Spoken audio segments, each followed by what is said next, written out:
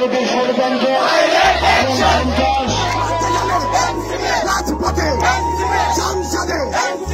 এই মুহূর্তে পাওয়া সবচেয়ে বড় বিগ ব্রেকিং নিউজ। এবার পুরো গাজীপুর ঘেরাও করে এনসিপি নেতাদের গণধলাই দিলেন নিষিদ্ধ ছাত্রলীগ।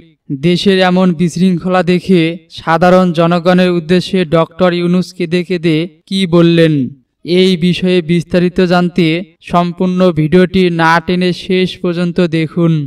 আওয়ামী লীগ যে বাংলাদেশের মধ্যে সবচেয়ে বড় রাজনৈতিক দল, তাই আজকে প্রমাণ করল নিষিদ্ধ ছাত্রলীগ, যুবলীগ ও আওয়ামী লীগ। বাংলাদেশের সাধারণ জনগণ ভেবে নিয়েছিল আওয়ামী লীগ হয়তো বাংলাদেশে আর কখনো ফিরতে পারবে না, কেননা 5 আগস্ট ছাত্র জনতার তীব্র আন্দোলনে পদত্যাগ করে দেশ থেকে ভারতে পালিয়ে যান শেখ হাসিনা।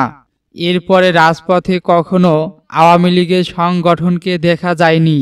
কিন্তু আজকে 29 জুলাই ঐতিহ্যবাহী টাঙ্গাইলে পদযাত্রা শেষ করে আমরা আছি বিপ্লবের গাজীপুরে। দেখা হবে বিকেল 5টায় রাজবাড়ির মাঠ সংলগ্ন রাজপথে। ঠিক এমনটাই সোশ্যাল মিডিয়ায় জানিয়েছে সমন্বয়ক সার্জিস আলম। এই বিষয়কে কেন্দ্র করে এনসিপিদের আন্দোলনে যোগ দিয়েছে নিষিদ্ধ ছাত্রলীগ এবং মিছিলে একে অপরের বিরুদ্ধে স্লোগান দিতে গিয়েই তুমুল সংঘর্ষে জড়ায় এনসিপি নেতা ও ছাত্রলীগ কর্মীরা। এতে কতজন হতাহত হয়েছে তা এখনও সঠিক তথ্য পাওয়া যায়নি, তবে এখন পর্যন্ত কমপক্ষে 35 জন এনসিপি কর্মী এবং 12 জন ছাত্রলীগ কর্মী আহত হয়েছে।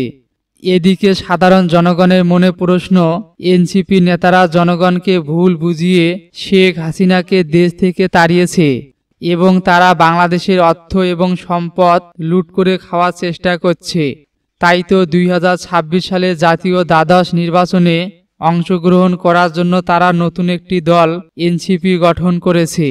সম্মানীয় দর্শক মণ্ডলী, এই ছিল আমাদের হাতে সর্বশেষ রাজনীতির আপডেট।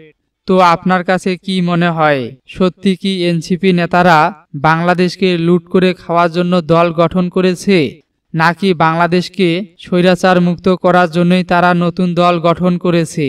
এই বিষয়ে অবশ্যই আপনার মূল্যবান মতামতটি এক্ষুনি জানিয়ে দিন আমাদের ভিডিওর কমেন্ট বক্সে।